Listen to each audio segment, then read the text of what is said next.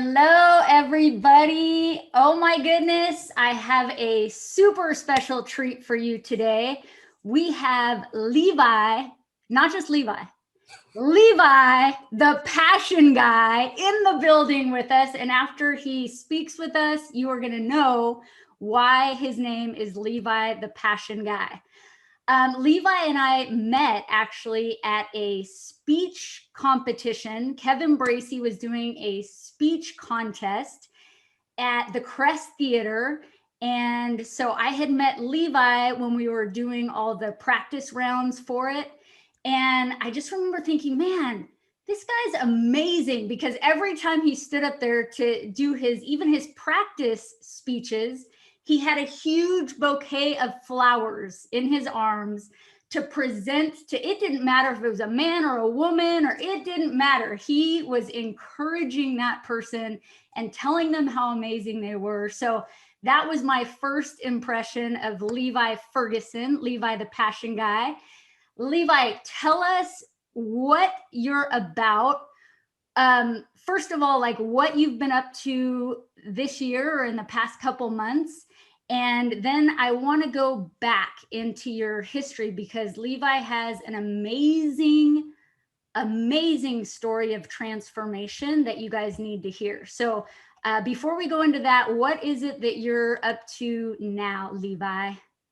Yo, it's Levi the Passion Guy. Thank you so much, Janice, for having me on. I really appreciate you. Everybody needs to know that Janice is a beast, and she is just about to kill this game up in here. So you guys need to make sure you follow Janice and see what she's up to, because she is going to be doing some awesome stuff. So thank you, Janice. Thank you to everybody who's going to watch this video. Really appreciate you taking the time to check me out and listen to my story. So thank you. What I'm up to right now. So I work a full-time job currently with a nonprofit organization. It's an anti-tobacco program. It was created by the California Department of Public Health. The reason our program exists is essentially to put a stop to underage tobacco sales. So my job is to recruit 15 to 20-year-olds, sign them up for the program, and then they serve as like undercover agents, and they try to purchase tobacco products to help us reduce tobacco sales to minors. Before COVID started, I was traveling like all over Northern California, giving presentations in high schools. And then when COVID hit, that, obviously put a stop to that. But I still do like virtual presentations with my job, and outreach to students through other avenues. So that's my full-time job. I am the father of two amazing children. I have an 11-year-old daughter.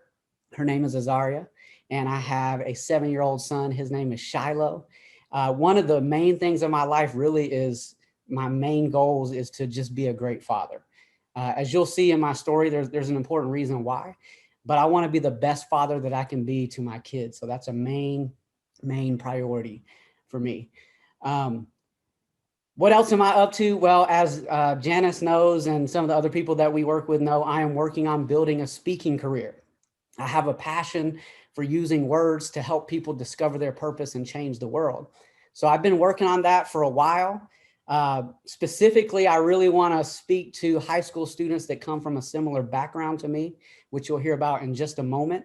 But that's my goal, is to speak to them and use the power of words to help them discover their purpose and change the world. So that's what I've been up to in the last few months. Kind of the same thing that you've been doing, Janice, trying to build this speaking career, get this off the ground, and use the gifts that I've been given to make a difference. Woo! And I will say, Levi, it has it. Whatever that it factor thing is, he has Thank you. it. Thank you. You do. And so I cannot wait to see what the future has for you. And not only do you have it, you have the heart for it. And I just think that underneath everything, that is the crux, like having the heart, and you do. And it is such a pleasure every time to hear you speak. And the wisdom that you have is just mind blowing. Sometimes I just go, man, this guy is amazing. So you are well on your way, Levi. Now take us back and give us a little taste of what your past was growing up. How was that for you?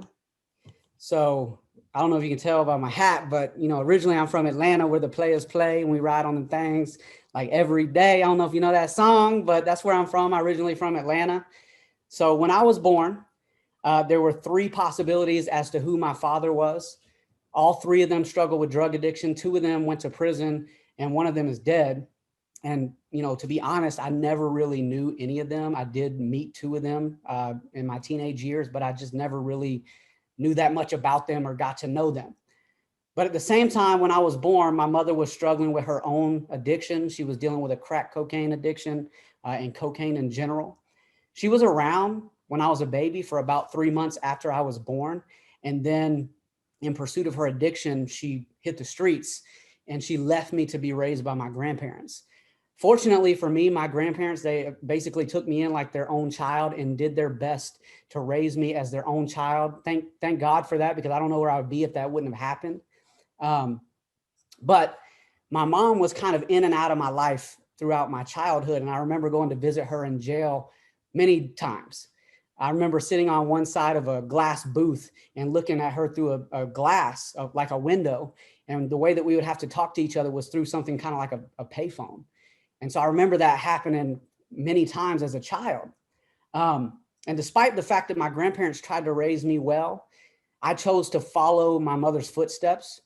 And when I was 11, I started smoking weed, drinking alcohol, and having sex. When I was 12, my mom had gotten married, and one weekend I went to go visit her at my stepdad's house. And I was sitting on the couch with my mom, and she reached up under the coffee table and she pulled this metal tin out. She opened it up and she rolled a joint in front of me. And she said, "You want to smoke this?" I was like, "No." But she took me out on the front porch and she lit that joint up. She started smoking it and she said, "Are you sure?" I said, "Well, let me hit that." And so my mom and I started smoking weed together. Later, we did other drugs together. But you can imagine that from that day forward, that kind of propelled me further into that lifestyle, drug usage, selling drugs, and all the other things related to it. And from that day forward, I also began to receive marijuana as an allowance from my mom and my stepdad. So yeah, my life just got even more involved with drugs and the lifestyle that comes with that. As a matter of fact, I dropped out of school when I was in 8th grade. I never graduated high school. When I was 13, I started using cocaine. When I was 14, I started using meth. And when I was 14, I also joined a gang, started carrying guns, selling drugs, and robbing people at gunpoint. And at that age, I really liked to get high. I'm sure some of you can relate to what I'm saying with that. Because whenever you go through a traumatic experience like I did as a child, with your mother basically abandoning you, that's a traumatic experience. And what that does to your brain and your body is it kicks you into survival mode. In other words, your brain and your body is constantly under stress. And so when you live that way and you feel that way all the time, you seek ways to relieve that feeling. So I like to get high. That was how I relieved that feeling. And I like to get high so much that when I was 16, I started drinking alcohol and taking pills with it. And I don't know if you know what that does, but when you combine alcohol and pills, it intensifies the effect of each substance. In other words, you get real high. So one night, some of my friends, we had been drinking and taking pills, and we decided to go rob somebody in the hood. Long story short, our entire plan got messed up, and we were on our way back. I was sitting in the back seat, out of my mind, so high I was out of my mind. And I had a beer bottle between my legs and a loaded gun in my hand. When I fell asleep, that beer bottle is spilled over, and as it did, it woke me up. So I leaned over to pick up that beer bottle, and when I did, boom, gun goes off and shoots me in the leg. And I'm so high that I don't even really feel it. But it wakes me up, and I say to my friends, "I think I shot myself." And they're like, "Well, we got to take you to the hospital." And I'm like, "Nah, let's just smoke some weed and go home and go to sleep." Long story short, I ended up going to jail because of that event. But it was also a very important event in my life. When I went to jail, they let me out eventually, and they put me on probation, and they also made me go back to school. So when I went back to school, I actually met this girl that I was really interested in, and we started dating, and she would talk to me about God, and I didn't listen to her. I just, kept doing my own thing. Later the next year, when I was 17, I got arrested twice. The second time that I got arrested, I started actually thinking about what that girl had said, because before this, I tried to actually stop doing the stuff that I was doing, tried to walk away from the drugs and the gangs, all the stuff that I was doing. I just couldn't do it. And so I started thinking about what she had told me. She told me that Jesus died for me, that he rose from the dead. And if I would give my life to him, if I would commit my life to him, I could find the power of forgiveness through him, and that I could change my life. And so even though I hadn't really considered what she was saying before, as I sat in that jail cell, I did think about it. And I prayed and I said, God, I don't want to live this way anymore, but I know that I can't change. I tried. I said, you know, I can't change. You saw what I did. It didn't work. I said, God, take my life and do what you want with it. Make me who you want me to be. And so that's what we call faith. I was surrendering my life to God, committing my life to God. That's what we call faith. And within a few months, I got released from jail, and I completely walked away from the drugs, completely walked away from the gang lifestyle, completely changed my life. I got my GED when I was 17 years old. That's called your good enough diploma. I never graduated high school, but I got my good enough diploma. And then I started Bible college when I was 18 years old. Another thing that I did when I was 18 was I started working with students. Now I have a passion for students, and that's when I started working with students at 18 years old. And since that time, I have always worked with students. I have a passion to use the power of words to help them discover their purpose and change the world. Because when I was in that jail cell, that's what happened for me. I discovered my purpose. I realized that my life mattered, my life had meaning, and that I could make a difference.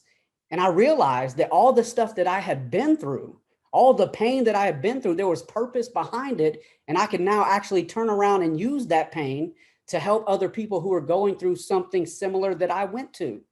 So through that moment, I discovered my purpose, and it radically shifted the perspective of my life and the trajectory of my life.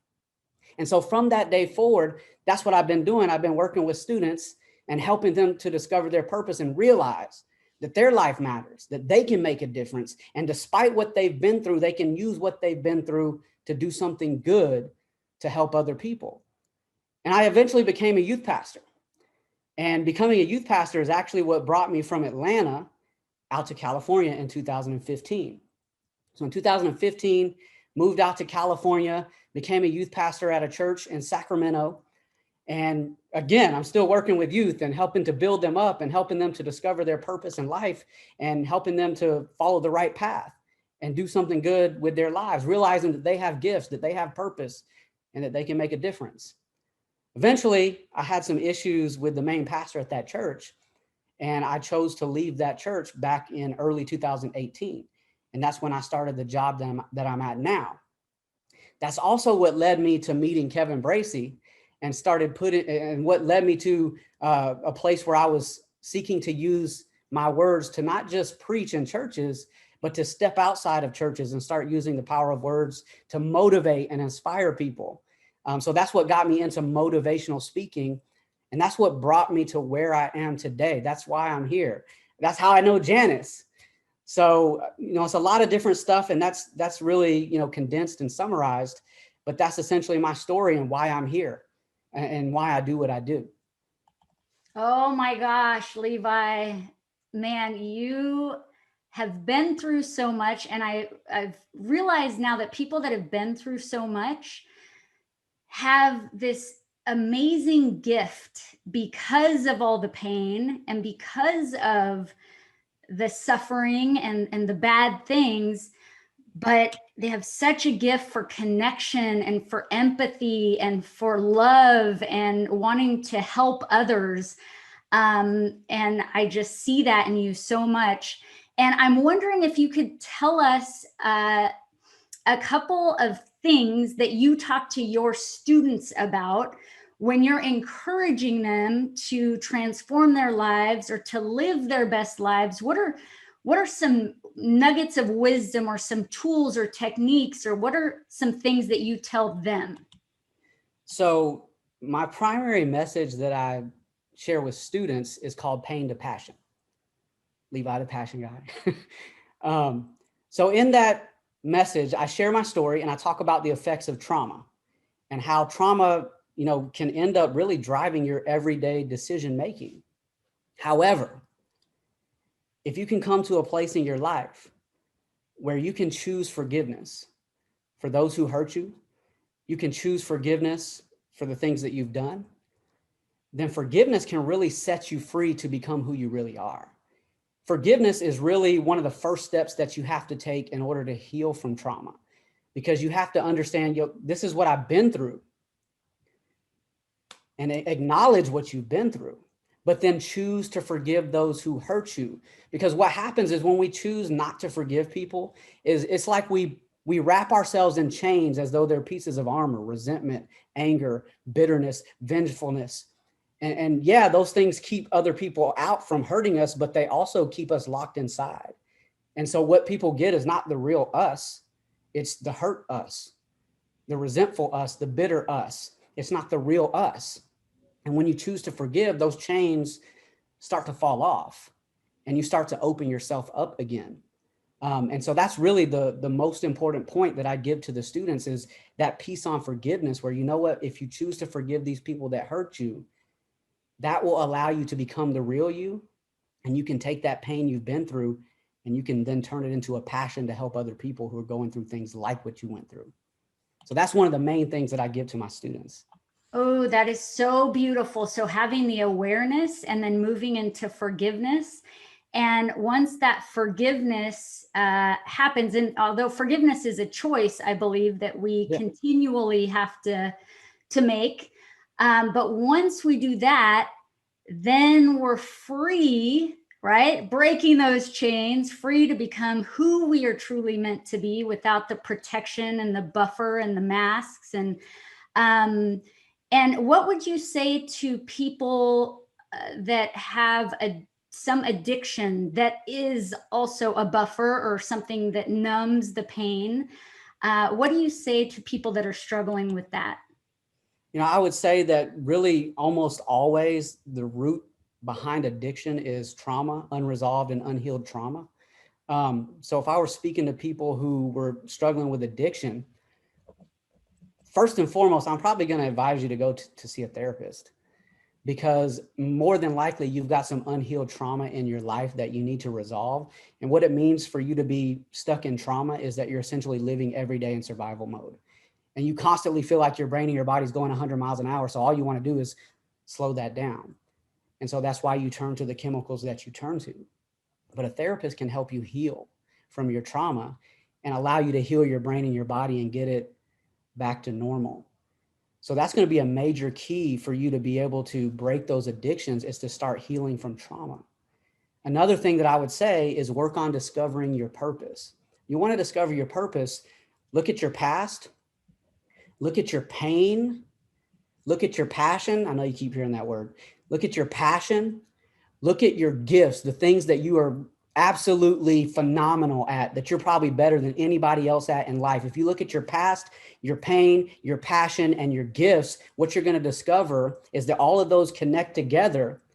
And how those connect together, that's your purpose. That's how you can use all that you've been through, the pain that you've experienced, and your gifts to help and serve other people. And so through that, you discover your purpose and you find healing, but you also start to help other people discover their purpose and find healing in your unique way. So I'd say, see a therapist, work on discovering your purpose. Those are two important things that I would say to people who are struggling with addiction, especially, healing from trauma, but discovering your purpose. Like when you realize there's something greater than you, you have a purpose that is beyond you. It helps you to focus on something other than your own circumstances that you're stuck in. And when you see that, it gives you this drive and this motivation to overcome what you're in so that you can be better and you can serve your purpose here on earth. And what would you say if somebody feels like they don't have a purpose or they have yet to discover their purpose? What would you say to somebody that's in that position? I would say that right now you're on the journey to discovering your purpose. But I would say this too: your feelings are not reality. The way that you feel about your life is not your reality. It's simply your interpretation of reality. But as you, along this journey, gather new facts, you're going to gain a better perspective. And whenever you assign purpose to your pain, it's going to completely change your perspective on life. Viktor Frankl, he was a psychologist also a survivor of the Holocaust. He said, suffering ceases to be suffering the moment it finds meaning. Tony Robbins, he said, life doesn't happen to you, it happens for you. And so if you feel like you haven't discovered your purpose yet, just be patient. Understand that you're on a journey to discovering your purpose. But at the same time, while you're being patient, again, look at your past, look at your pain, look at your gifts. What are your gifts? What are you better at than anybody else in the world? Is it art? Is it speaking? Is it writing? Is it music? What is it? What are you gifted at better than anybody else that you know? And ask yourself this question. How can you use that gift to help, bless, and serve others? Because in that gift, you are most definitely going to find a piece of your purpose. You may still be on the journey to discovering your purpose, but if you look at your past, you look at your pain, you look at your gifts, you're going to see at least a piece of what you're supposed to be doing with your life. Your life is not technically like about you. It's about how you can serve other people and help other people and use what you've been through and what you've been given to do that. So pay attention to what you've been through, your gifts that you've been given, and how you can use those to help and serve other people. That is going to be a giant step for you to discovering your purpose in life. So what I'm hearing is we have to put in a little bit of work. Absolutely. Absolutely.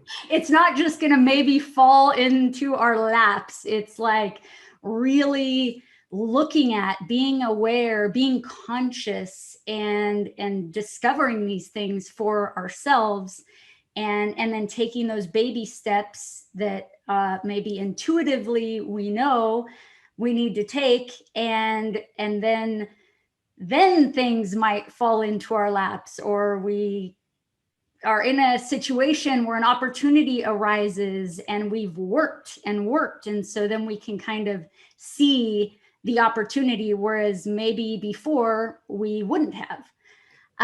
But that's amazing, Levi. You seriously, I'm sitting here taking notes. That's awesome. Thank you, Janice.